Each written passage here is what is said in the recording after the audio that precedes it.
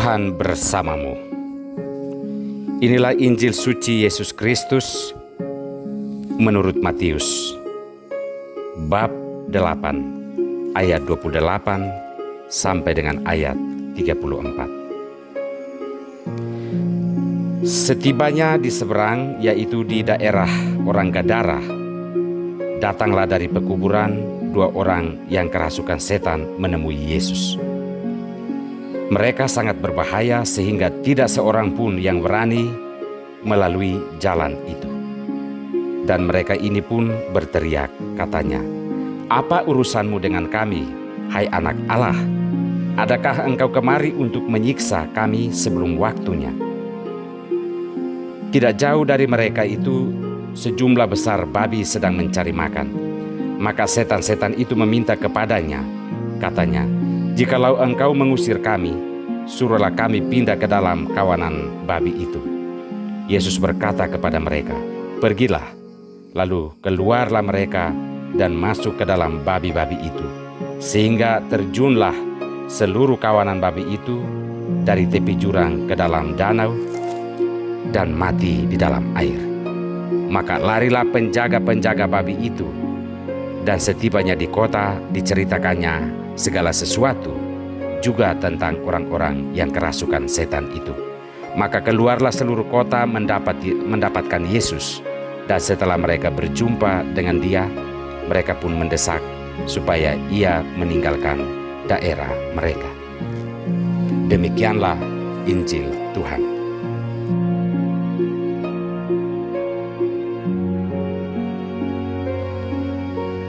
Allah mendengar suaramu. Inilah sampan bersama saya, Pater Domi Kevi, SVD. Bapak, Ibu, Saudara-saudari terkasih, dimanapun Anda berada saat ini. Hidup di dunia ini, janganlah kita mengabaikan atau membuang orang lain hanya karena soal pantas atau tidak pantas menurut ukuran kita. Siapa yang berhak untuk menentukan pantas atau tidak itu hanyalah Tuhan Allah, yang menerbitkan matahari untuk semua orang dan yang menurunkan hujan tanpa memandang muka. Ada begitu banyak orang yang terbuang dari kehidupan kita karena ukuran pantas dan tidak pantas menurut kita yang telah ditetapkan oleh setiap orang untuk menilai dan mengukur kehidupan sesamanya. Sadarkah kita bahwa kita semua seharusnya berada dalam bumi yang disinari matahari yang sama dan yang menikmati hujan yang sama yang diturunkan Tuhan? Seharusnya kita semua berada dalam satu ukuran yang dikeluarkan oleh Tuhan soal pantas dan tidak pantas. Saudara-saudari terkasih, antara Sarah dan Hagar ada perbedaan kedudukan. Sarah adalah istri sah Abraham, dan Hagar hanyalah seorang budak dari Abraham. Ketika Sarah dan Abraham menyuruh pergi Hagar dan anaknya, Allah berjanji akan membuat Ismail hidup sebagai suatu bangsa yang besar. Namun Hagar telah terlanjur merasa terbuang bersama anaknya. Ia pun memutuskan untuk membuang anaknya pula karena ia tak sanggup melihat anaknya Ismail mati kehausan. Namun tangisan Ismail itu kedengaran oleh Allah, dan Allah meminta Hagar mengambil anak itu kembali karena ia akan membuat Ismail menjadi bangsa yang besar, tidak peduli bahwa dia adalah anak seorang budak. Hagar yang seolah terbuang dari kehidupan ini akhirnya merasakan perhatian yang sama dari Allah. Dan itulah cara Allah memperlakukan semua umat manusia. Ia selalu mendengar suara, erangan dan tangisan kesusahan setiap orang. Dan ia akan memberi perlakuan yang sama kepada setiap orang yang bersuara dari kedalaman nuraninya. Dalam Injil hari ini kita mendengar bagaimana Yesus berhadapan dengan setan yang merasuki 2 orang di Gadara.